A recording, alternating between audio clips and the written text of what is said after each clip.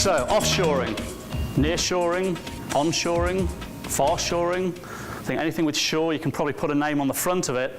But what is it? It's really a search, it's a global search for the right talent. It's how do I extend my operations in another country, in another location, okay, that I feel comfortable with, that I'm able to invest in. And we've seen the growth of the nearshore market for English and Spanish, predominantly on the call center collection side. But something we're also starting to see a lot more now is nearshore for nearshore. So we saw it a little bit with India and China, so India for India. But we're starting to see a lot more of actual Latin America companies looking for this outsourcing option as well. I've been involved with Avon and Unilever, two companies where we consolidated, I think it was up to 16 different countries into one location. And they're now looking at what are the efficiencies? How do I get better controllership? How do I get better visibility to my metrics and compliance as well? So we're seeing really the growth of two markets coming together here. And you know, one of the questions that we're always asking ourselves is, how do we make it sustainable? We've seen this explosion over the last 3 to 4 years, that nearshore is now an option, and we've seen it accelerate on the growth, but how do we actually take that next step forward and keep it as a sustainable model? So this attributes of attractive locations, I actually stole this from a tool at the NEO group, 12 ways to actually become attractive it can be nearshore, can be an offshore location. But really what I wanted to get over was you can't paint all the Latin America countries with the same brush, okay? Different languages in some parts, different cultures definitely, different ways that you work with the governments, with the different trade associations. And you have to approach LATAM differently to how you approach something like India. India, you can certainly go after the government. The way you approach them is generally the same around the whole country. The language definitely is. And culture, there's not a whole load of difference between the different regions. But within LATAM, we've really got to dive down into each of the countries. So what I wanted to do this morning is really just focus on probably 4 main areas around the workforce, investing in the country, communication, and then the government associations as well. So your workforce. A lot of people near shore, my experience that we've seen, they've spent time in the US, okay? You talk to people on the collections floor in Guatemala, in Colombia, etc., and there's people there that have gone to school in San Diego or Florida, etc. They get the US culture. They also get the English language. But now is the time as how do we take that and train these people into the next phase, which is a global mindset. It's no longer about just how do we deal with Americans and be able to talk about the NFL results on a Monday morning. It's how do we interact with India, with the Philippines, because now we're starting to see is that nearshore is starting to be part of this vertical where part of the process could be in the Philippines, then goes into a nearshore location, and then jumps out to somewhere like India. Okay, so we've got to start expanding the knowledge of the workforce to have a much more global mindset. The product offering as well needs to be broadened. I think traditionally when people say nearshore, you think of voice, you think of collections. How can I put my English-speaking, my Spanish-speaking collections nearshore?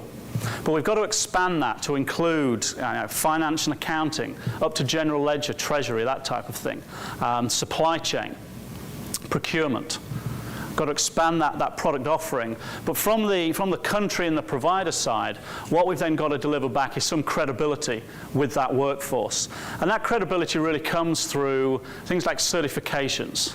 The COP, which is the Certified Outsourcing Professional from IAOP. We're seeing a lot more people get involved in that type of thing. Six Sigma, PMP, the project management professionals.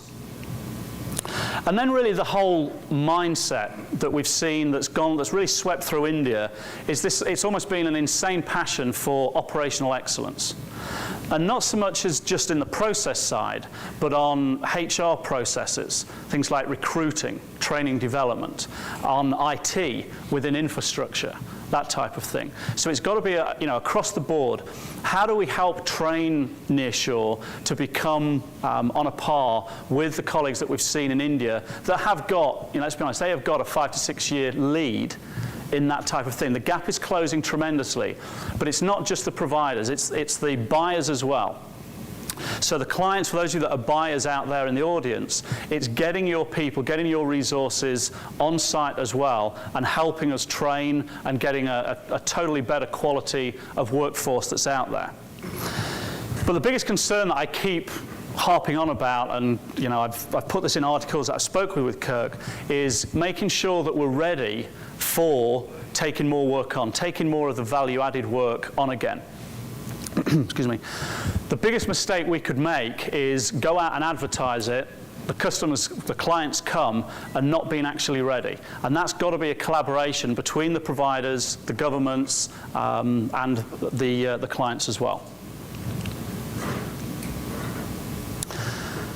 Communication. Whenever I say I'm going to Latin America, especially when I talk to my mother, she gets very concerned. Okay? You're going to Nicaragua. Okay, what about all those people with guns? Well, you're going to Bogota. Have you got an armored car ready? That type of thing. You take Colombia, for example, or Bogota. It's now safer than Miami, Washington, Atlanta. But people still have this mindset that there's people roaming around in the back of pickup trucks with AK-47s, okay? And you've got to make a mad dash to the hotel. That is not the case. And we need help on actually driving this perception back through people in the US. Again, it comes down to actually spending time on site, spending time with people that have actually been there. But perception is one of those things that's going to be a potential huge roadblock to us, unless we can get through it. There's been a lot of good work by the trade associations, but it's also the clients as well that come onto site. You take a client group of, that could be 1,000 FTEs. There's only 2 or 3 people going to actually come on site. We've got to get that information and communicate a lot better when they go back to site, go back to the clients, etc. And the governments need to do I feel the governments need to do a better job as well of communicating within the US. There was an article recently, I think, in the New York Times around Colombia and how safe it is and a great place to go on vacation. It's that type of thing that we need help pushing through the US media as well. And collaboration as well around and amongst the trade associations. Okay, if you think of LATAM, it's 15 odd countries all fighting for the same type of business, and then you've got India dealing as one, Europe, China's going to be dealing as one as well. There's got to be better collaboration between those trade associations. The sum of the parts is bigger than the whole kind of approach. Got to do that a lot better. And I've come across that on a personal note as I started to move work around LATAM for a LATAM for LATAM solution. Is you started to see some countries talk about withholding tax.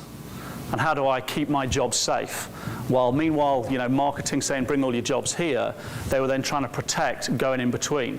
And that's something that we've really got to look at as a community, is how do we drive the better collaboration between all of the countries. And following on from communication, one thing that I've seen success at is when the local countries, the local trade associations, they're investing in on-site resources. And I say on-site as in being in the US. Not having people flying up every day on the red eye, on Tech Airlines, that kind of thing, but actually living and breathing in the US with the client group as well.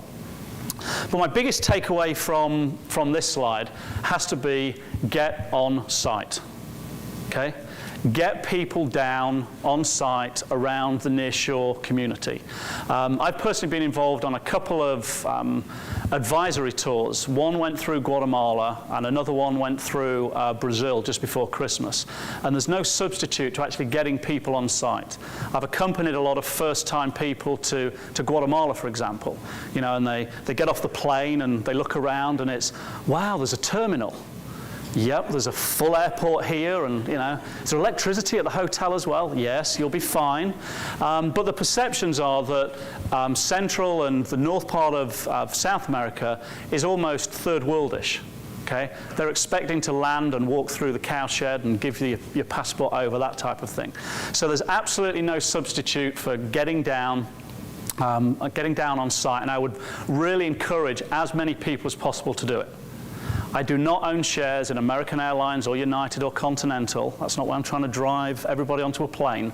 But there is no substitute for actually being there on site. Talk to the people that's actually going to be doing your work for you. Understand their education. Understand their English. Okay?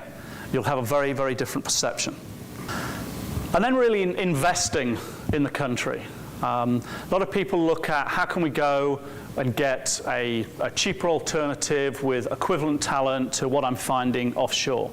But in order for this to remain sustainable, we've really got to be investing back within the country as well. And this is about improving the standard of living, the whole quality of living, not only just in the townships, in the main cities, but when you actually get out as well into some of the more rural areas. I'm personally involved with an organization within Guatemala that is driving underprivileged children into education, and then into the university education, etc. A couple of examples that I've got here as well, both from Colombia. Carvajal, which focused on a lower income sector, was giving people debit cards, healthcare, and loans. And then Avanza, which was about 1,200 FTEs just on the outside of Bogota, was driving something of breaking the circle of poverty. So taking these people from underprivileged families, giving them jobs, but then also helping to finance education. Okay, so as providers and as buyers as well, we've got to look at how we reinvest in the country, not just with dollars, but also with how we go in and we get the whole infrastructure moving. You see a lot of the Central American countries at the moment, places like Honduras, Guatemala again, and Colombia started to doing it, Nicaragua around, you can't actually get graduation unless you have a proficiency in English. So the government is starting to recognize that the English language is very, very important for the growth of the country. But please don't underestimate reinvesting, putting not only money but time back into the country as well. Just to recap, really the main word around this has got to be collaboration. Okay? And it's collaboration between providers, between the clients and the buyers, and the clients that are already there, but also the clients that want to be there as well, okay? And the government associations also. It's about reinvesting in the workforce, getting the global mindset there. The providers providing the training development, the clients getting people on site so that they can train and get some of the value-added processes on site as well. It's about reinvesting in the country. Okay, getting the whole standard of living, the quality of living up again. And also helping to drive the communication personally from everybody in the room and the whole nearshore community, but also getting the governments and the government associations to help us with that as well.